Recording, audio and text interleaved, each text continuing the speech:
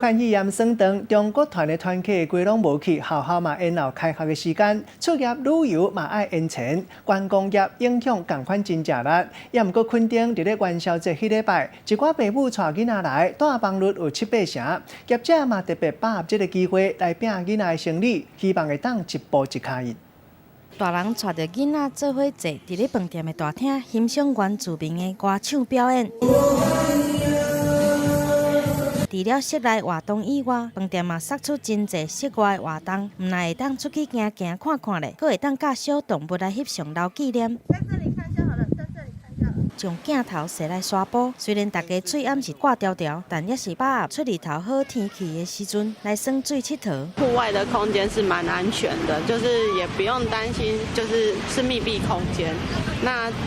因为小朋友一直关在家里也不好啊，那就是还是需要出来走走。这是垦丁最近因为受到武汉肺炎的影响，学校毕业旅行嘛来延期到5月，真侪饭店业者拢讲真艰苦，但对元宵节开始，煞出现真侪家庭的旅客，大房率嘛开始回升，来到7-8成。因为学生团量数大，